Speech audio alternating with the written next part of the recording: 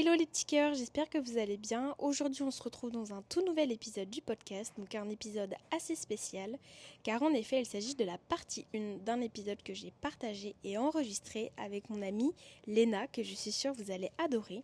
Donc à travers cet épisode, on a parlé de notre connexion au vivant, l'importance qu'elle représente pour nous, et aussi quelles évolutions à travers nos métiers, mais aussi l'évolution de la société, ont fait qu'on se sente de plus en plus déconnecté. J'espère que cet épisode vous plaira, je vous souhaite une belle écoute. Bonjour à tous, j'espère que vous allez bien. Aujourd'hui, on se retrouve dans un nouvel épisode du podcast Cœur à Cœur. Donc aujourd'hui, je suis très contente et honorée de recevoir Léna. En fait, je voulais inviter Léna parce que je l'ai rencontrée du coup depuis que je suis arrivée à Montréal et je me suis rendu compte qu'on avait toutes les deux à peu près la même sensibilité. Et elle a aussi beaucoup de références, etc., qui sont hyper intéressantes et on a beaucoup de discussions et c'est pour ça que je voulais vous en partager une aujourd'hui avec vous. Donc tout d'abord, je demandais à Léna si tu voulais te présenter un peu en quelques mots, de la manière dont tu souhaites. Il n'y a pas de temps ou quoi que ce soit, juste voilà, que tu puisses te présenter tranquillement. Enchantée. Du coup, je m'appelle Léna, j'ai rencontré Clem aussi au Canada et du coup, moi, j'ai évolué, du coup, dans une sphère, plutôt du design où je me suis beaucoup intéressée, aux questions qu'on va vous parler, là, tout de suite, pendant le podcast et du coup, c'est un peu ça qui nous a rapprochés et qui nous a donné envie de réaliser un peu, ce podcast-là, cette Ensemble. séance-là. Ouais. Voilà. Donc aujourd'hui, on avait envie de vous parler de notre rapport au monde et plus particulièrement du rapport au vivant, les évolutions qu'il y a pu avoir. Ce qui est intéressant aussi, c'est qu'on a toutes les deux un secteur de travail qui est totalement différent. Donc Mmh. Léna, toi c'est plus l'architecture Ouais. et etc. Alors que moi c'est plus l'agriculture. Mais du coup on s'est rendu compte en fait en parlant qu'au final il y Que avait quand même des liens et des parallèles à faire entre les deux. ouais, carrément. Donc c'est ça dont on avait envie de vous parler un petit peu aujourd'hui. Donc en premier point, on voulait parler de la sensibilité au vivant. Donc Léna, si tu veux commencer, si tu as des idées ou Des idées? quoi, oui. Je pense au début, on s'est parlé un peu de ça, de nous, nos milieux différents et ce qui nous a amené à nous rapprocher, c'était peut-être notre manière, similaire de percevoir le monde Mhm. et notre lien, à la nature. Moi, j'ai grandi, à côté d'un champ et je pense que ça a vraiment, forger ma personne, aujourd'hui et je pense que les questions sur lesquelles je me suis penchée pendant mon projet de diplôme et toutes mes études, c'était vraiment je sentais que c'était ancré juste par rapport à ce moment-là de mon enfance et je pense qu'on a vécu peut-être aussi un truc un peu similaire par rapport à ça, enfin, où est-ce qu'on a grandi et comment ça nous forge, notre rapport au Mhm. monde après. Ouais, c'est clair. Mais c'est vrai qu'on a quand même une différence dans le sens où moi, au contraire, par rapport à toi, je viens Mmh. plus de la ville. OK. De région parisienne et par contre j'ai de la famille qui est issue Mmh. de l'agriculture et de l'élevage et du coup j'ai toujours eu un peu cette ambivalence dans ma Mmh. je vais pas dire dans ma personnalité mais dans mon ressenti où j'étais toujours vue comme la campagnarde en Ouais. ville et comme la Ah oui, citadine OK. en campagne. OK. Du coup j'ai un petit peu eu ce truc là de pas vraiment savoir ce qui m'appartenait vraiment, si je Ouais. me considérais, m'identifiais Ouais. comme quelqu'un issu de la campagne ou comme quelqu'un de la ville. Donc j'ai toujours eu du mal, même si je me sentais très liée au vivant. Mmh. Mais petite, je sentais qu'il fallait que je nie un peu cette partie-là d'être proche de la nature, d'avoir Ouais. besoin d'avoir les animaux, me balader, même partager mes connaissances par rapport à ça. Ouais. Du coup, c'est une partie que j'ai un peu plus tue. Mmh. Et là, plus je grandis, et vu que j'ai fait des études qui étaient complètement dans ça, dans l'agriculture, le lien à la terre, etc., tout ça c'est revenu et ça m'a fait beaucoup de bien. Et c'est comme si je m'étais un peu réapproprié une partie, on va dire, Mmh. de mon identité.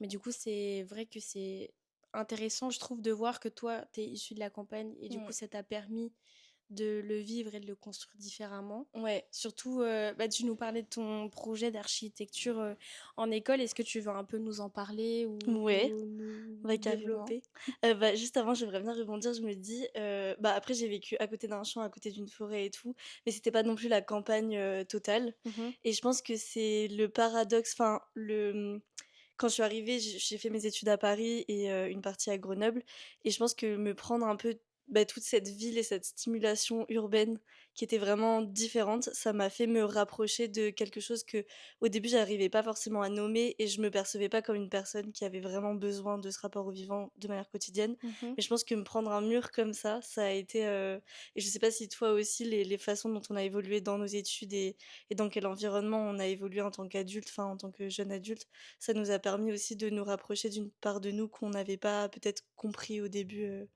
je sais pas si c'est ça ou pas, Ouais, ouais, non, mais oui. mais voilà. Mais quand tu parles de stimulation, toi, c'est quoi qui t'avait le plus marqué, de différent, tu parles de prendre un mur, qu'est-ce qui t'avait vraiment fait Ouais, cette sensation de «Pas!» bah, je pense, bah, déjà le manque de juste de voir la nature, donc OK. de pouvoir me promener, de vivre par mon corps, la nature, genre dans la promenade, dans sentir, bah, je sais pas, enfin voir les feuilles des arbres tomber, enfin voir les saisons et vivre au rythme des saisons. Ça m'a vachement manqué et je pense en termes de surstimulation, c'était beaucoup le bruit qui revient dans ma tête. Mmh. Enfin, le bruit des motos, le bruit de la ville en général, où j'ai trouvé ça, pas du tout, enfin pas du tout ressourçant quoi. Mais je sais que c'est propre vraiment à chacun, chacune parce que, quelqu'un qui aurait grandi en ville, après ça dépend vraiment de chaque, expérience, mais par exemple, il y a quelqu'un qui m'a dit un jour que la nature faisait du bruit et que la ville c'était plus ressourçant. Ce OK, qui m'a paru OK. complètement aberrant, mais mais en vrai, enfin, je pense que ça dépend aussi vachement de où on retrouve notre, ressource et notre, Oui. réconfort quoi, Ouais, mais ouais, c'est clair. je me souviens que, enfin, c'est vachement le bruit qui me marque. Après, ici à Montréal, je trouve que c'est une autre expérience de la ville aussi, parce que mine de rien, avoir, bah, du coup, le Mont-Royal, à côté, voir les saisons, Ouais. même s'il y a du bruit, c'est pas sur ça que je me focus. Alors qu'à Paris, c'était vraiment ça, parce que je pense que j'avais juste pas le visuel aussi de la Mmh. nature et je me sentais vraiment profondément déconnectée, OK, et tu à ce sentais moment-là. même, physiquement et mentalement que tu avais un impact de ça, Ouais. d'être déconnectée, Ah oui, oui, de tout vraiment. ça? Mais créativement, j'ai les week-ends, où je revenais chez mes parents et je me baladais dans la forêt toute seule, bah, c'était beaucoup mieux et enfin, je savais une petite dose de forêt et ça allait mieux, Mmh. créativement, quoi. OK. Enfin, tout de suite, j'avais beaucoup plus d'impulsion, créative et de motivation, et d'inspiration où vraiment je pouvais plus puiser dedans, Mais encore une fois, je pense que c'est propre à chacun, chacune, parce que d'autres puiseraient leur inspiration dans des balades, en ville, quoi, Mmh. aussi. Ouais, ouais, c'est sûr. Mmh Mais mh. moi, j'avais un peu le même sentiment que toi, mais en fait, pareil, je m'en rendais pas forcément compte. Mais vu que je faisais beaucoup d'allers-retours entre... Parce que Mmh. moi, toute ma famille est en Bourgogne. Et du coup, je faisais beaucoup d'allers-retours Paris, Bourgogne, etc. Et surtout, j'ai passé quasi toutes mes vacances d'enfance en Bourgogne. Ouais, Et en fait, je me rendais compte que dès que j'arrivais en Bourgogne, dans la ferme de mes grands-parents, j'avais l'impression d'être chez moi. ouais, Et ouais. en fait, je me suis toujours dit que c'était lié au fait que, bah, bien sûr, c'est en partie parce qu'il y avait ma famille et que Mmh. j'étais trop contente de les voir, etc. Parce que c'était des moments de folie, enfin, c'était des champs de Ouais. possibles, enfin, inimaginables, même Mmh. en tant qu'enfant, d'avoir plein d'animaux et tout, c'est Ouais. incroyable. Donc je pensais que c'était vachement lié au fait qu'il y avait ouais, des gens que j'aimais, etc. Mais en fait, je me rendais compte que c'était le cadre aussi Mmh. qui me faisait beaucoup de bien, d'avoir ce besoin d'être en extérieur, d'être stimulée, mais par des choses douces. Et pareil, j'ai jamais autant mieux dormi que quand j'étais là-bas. Ouais. Et de ravoir un rythme où, bah, en fait, il n'y avait pas de réveil, mais Mmh. on était juste au rythme de bah, nictéméral, quoi. Quand le soleil se levait, bah, nous, on se levait et on faisait les affaires. Et après, je travaillais aussi un petit peu à la ferme, etc. Et en fait, tout ça, ça me faisait énormément de bien. Et quand je rentrais, j'avais tout le temps une période de down où j'étais perdue parce que je comprenais pas, en fait, pourquoi j'étais pas bien. Et Ouais. de retourner en cours, etc., ça me paraît incohérent, en fait. Genre, Ouais. j'avais l'impression, je me dis, mais pourquoi je suis entre quatre murs assise sur des Ouais. trucs, genre je captais pas en fait Ouais, ce ouais, bah, que oui, tu ce que je faisais et surtout que j'avais fait en plus enfin j'ai eu un peu des études enfin des parcours un parcours un peu en zigzag, mais j'ai fait 2 ans de licence de biologie mmh. et je comprenais pas comment on pouvait apprendre la bio dans Ouais, un alors amphithéâtre que en ouais. béton, sur des chaises en plastique, Mmh. enfin avec tout un cadre qui était hyper pas attrayant et qui était pas, je sais pas, qui donnait pas envie Oui, de alors que tu d'apprendre ou apprends quoi que ce soit. Je me justement disais, je sais pas, genre, enfin, pour moi, il y avait que le terrain ouais. et vraiment d'aller voir qu'elle allait nous permettre de comprendre et du coup de pas être en contact avec rien que les agriculteurs ou les Mmh. personnes qui étaient en travail, enfin, en rapport avec ça, avec la terre, etc. Et j'étais en mode, mais ça me paraissait insensé en fait. Et il y a que quand je suis arrivée en école d'ingé agro où là j'ai eu un élan de tout ça qui est revenu parce qu'on a eu l'opportunité d'en rencontrer et de Mmh. faire pas mal de stages aussi en exploitation, etc. Et en fait, d'avoir retrouvé ce lien et de lier mes cours à du réel et du Ouais, pratique. Mais ça m'a changé la vie et ça m'a fait encore plus rendre compte que mon lien au vivant, il était indispensable et que je pouvais pas ouais, l'enlever de, ouais, de ma vie, quoi, ouais. en Mais je fait. pense, oui, je pense que les études, elles aident beaucoup là-dedans, bah, de vivre, contre enfin, les études, tu fais un choix pour tes études et moins pour ton cadre de vie et du Mhm. coup, ce que tu as vécu les premières années, je pense que ça t'amène à vraiment voir aussi ce que tu as besoin, et après pouvoir faire l'expérience, ça, je pense que c'est trop bien aussi.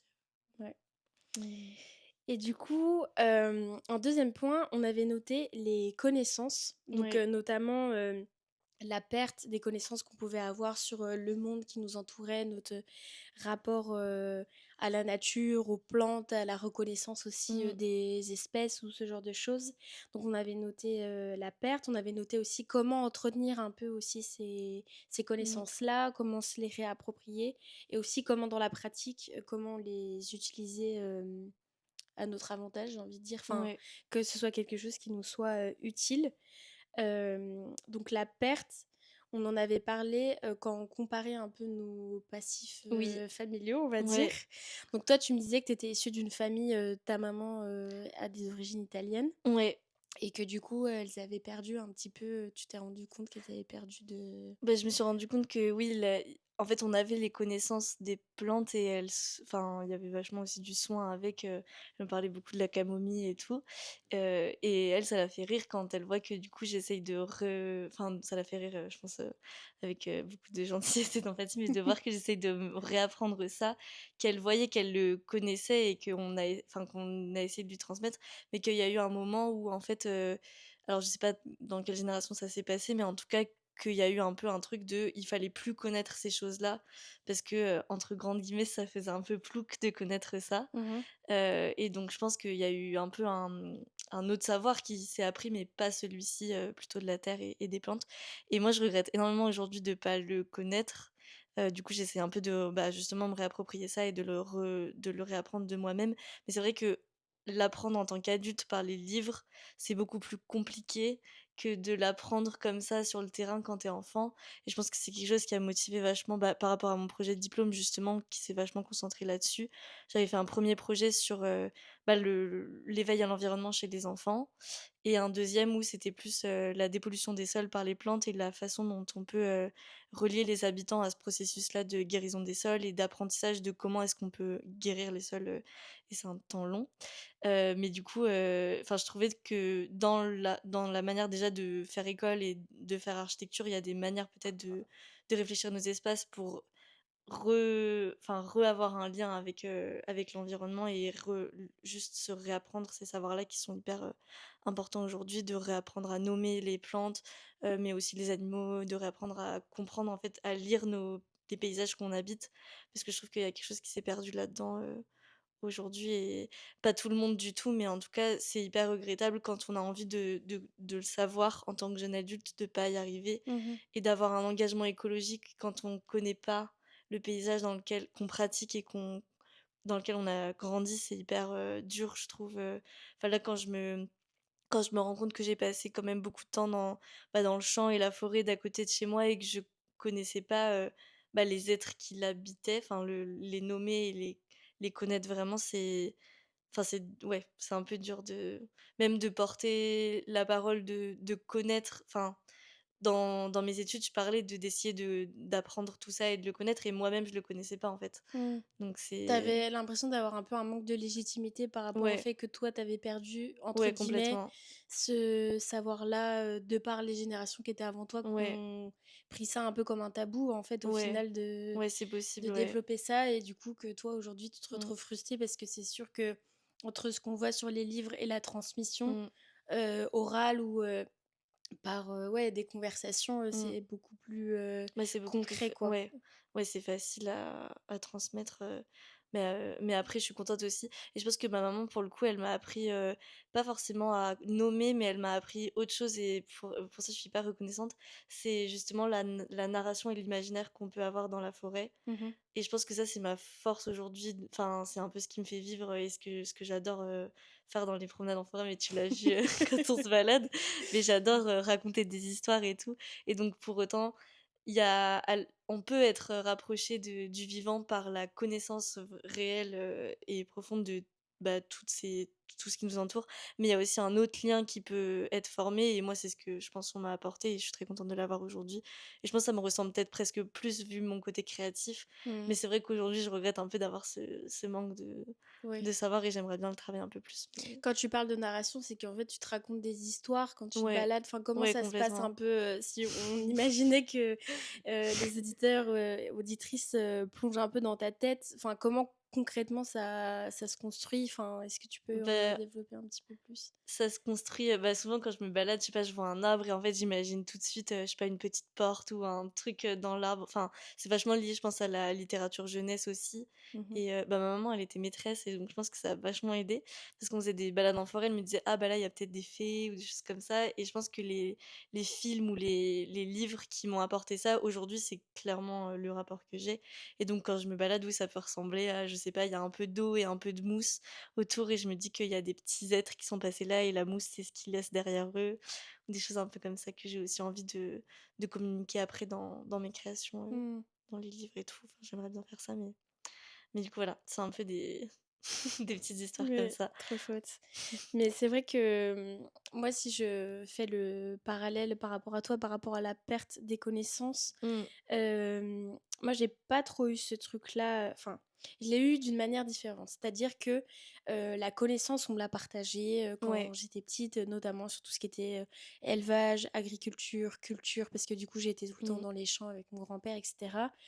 Mais c'est vrai que j'ai eu à affronter, moi, le fait que j'étais une femme dans un monde plutôt masculin. ok.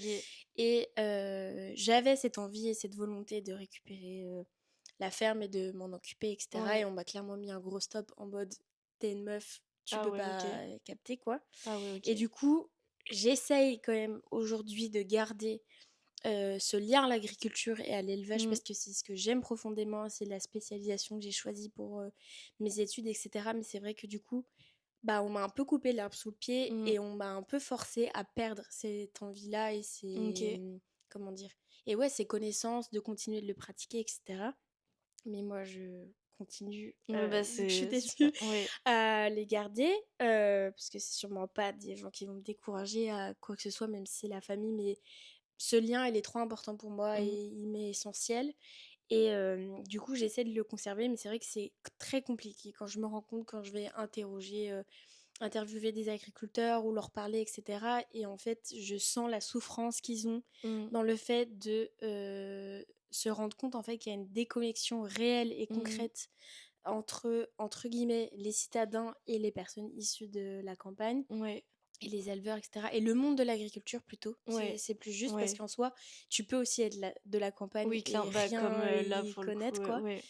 Et du coup, de me rendre compte de cette césure et fossé Mm, énorme qu'il y avait entre le monde de l'agriculture et les connaissances que les autres humains, entre guillemets, pouvaient ouais. avoir, ça me brise. Enfin, Ouais. j'arrive pas à comprendre comment on en est arrivé là, même si c'est sûr que du coup, je me suis beaucoup renseignée sur l'histoire. Mmh.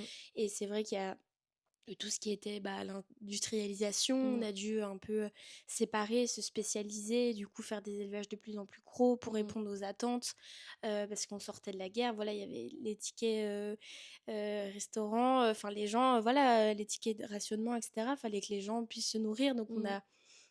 on a mis en avant cette production de masse et on a Mmh. développé ça, etc. Ce qui a fait qu'aujourd'hui on est dans des extrêmes Ouais. parce qu'on a puisé toutes les ressources qu'on pouvait, que ce Mmh. soit sur les sols, on a fait n'importe quoi avec les polluants, les fertilisants, Mmh. enfin bref, il y a eu énormément de dérives et je pense qu'aujourd'hui, on est en train de se rendre compte qu'on arrive à un bout d'un truc. Ouais. Mais du coup, ce qui est dur, c'est que bah, toi, tu parlais par exemple que comment dire, que l'impact ou en tout cas l'engagement écologique qu'on voulait avoir était parfois difficile à avoir de par la légitimité ou quoi, du Ouais. fait qu'on ait des connaissances plus ou moins importantes, on va dire, dans un univers, Mmh. qu'est là l'écologie. Mais du coup, en rapport avec, bah moi c'est surtout ouais, l'élevage, j'ai du mal aussi à avoir des trucs comme ça et à accepter qu'il y ait des personnes qui critiquent très très fort le métier Oui, d'éleveur et d'agriculteur sans pour sans pour autant, autant ouais. essayer de les comprendre eux et de comprendre qu'aujourd'hui, un agriculteur, un éleveur, c'est quelqu'un qui gagne pas Mmh. bien sa vie, qui gagne en moyenne 800 euros par mois, qui a pas de vacances, qui a pas de Mmh. congés, qui est en H24 dans son truc, quoi, Mmh. et que du coup, qu'on tape sur ces gens-là, moi, c'est vraiment quelque chose qui me fait énormément de peine parce que Mmh.